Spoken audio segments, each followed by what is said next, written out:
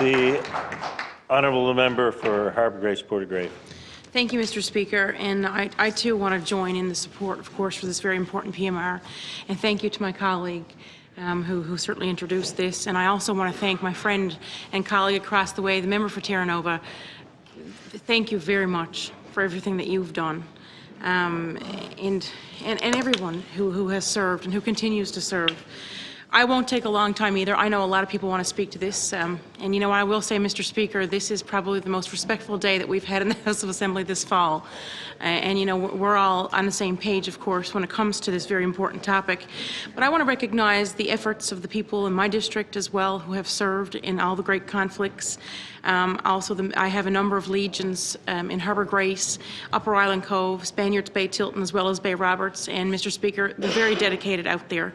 I want to recognize Mr. John Pauls. He's a World War II veteran in a merchant navy of Spaniards Bay, and God love him. Every time there's an event, no matter the weather, no matter, he is there. He's there with his cane. He's there with the people who assist him in getting around. But his dedication is just, it is very inspiring and heartwarming, and I want to thank him from the bottom of my heart. Also, Bill Tetford of Spaniards Bay, Tilton, has served, and he's done many tours, and he still contributes today.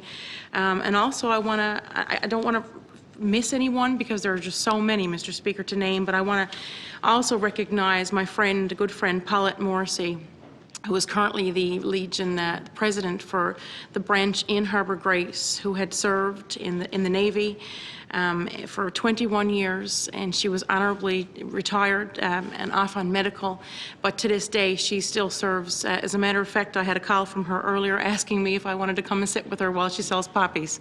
I said, my friend, I'm in the House of Assembly today, but I will support you when I can.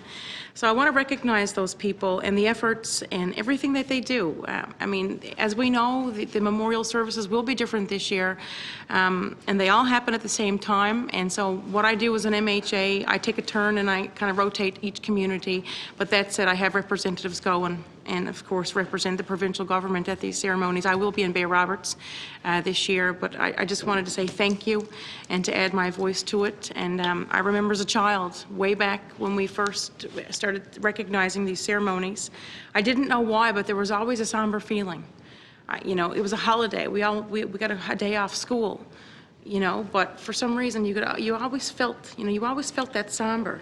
And now today, when I attend ceremonies, I have a job to fight back the tears because I feel emotional, and I can't help it. And I'm there and just sitting there and just letting your imagination, your thoughts go to what those people experienced.